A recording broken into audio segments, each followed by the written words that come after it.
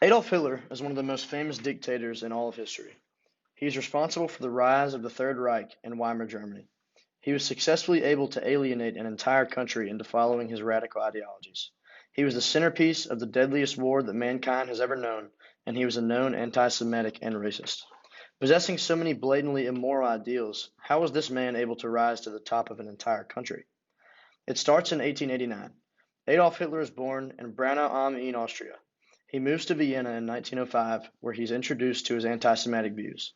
Later on, he would go on to serve as a German soldier in World War I, though he was not very fit for the military and the discipline that kind of life included. After the war, he was in the part of the German populace that was utterly infuriated, mainly due to the blame clause in the Treaty of Versailles, because of which Germany had to accept all of the blame for World War I. Because of his incredible oratory ability and contagious charisma, Hitler began gaining popularity in the Nazi Party in Germany, but was unable to gain any real traction in the national government. This changed when the Great Depression shocked Germany overnight. Due to the reparations instilled in the country by the Treaty of Versailles, Germany was struggling economically until the U.S. offered some international loans to accelerate economic growth. It was working until the Wall Street crash of 1929 and the loans were called back.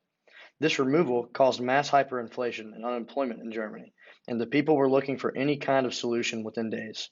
Hitler promised a German salvation that no other candidate seemed to, and his popularity skyrocketed in the period of time from 1928 to 1932.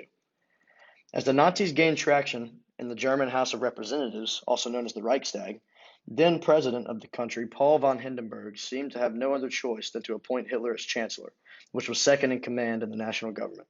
When Hindenburg died in 1934, Hitler filled in the role of president, and his maniacal reign began. So, how did this come to happen? There are a few different reasons. First off, the signing of the Treaty of Versailles is the root of all issues to follow. The terms that were imposed on Germany did not cause peace after the war, but rather furthered the unrest that resulted from its end. Terms of this include Germany losing a significant portion of her land, her army being reduced to 100,000 men, and the acceptance of the blame for 100% of the war. The conditions in Germany, due to the terms, were suboptimal. People were angry and humiliated. They needed an answer, or a scapegoat. After years of work in the political realm, Adolf Hitler was able to twist this pain and humiliation into German nationalism on a scale never reached before. He used the hyperinflation and anger from the Great Depression to form an anti-treaty agenda that enabled him to rise to the top of the nation's government. So, in order to prevent something like this from occurring again, it is nothing short of an international effort. Reasonable, non-crippling diplomacy is definitely in store.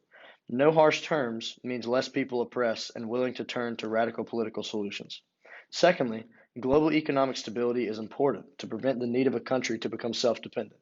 This is what happened with Germany after the Depression, and there was no one to keep them in check.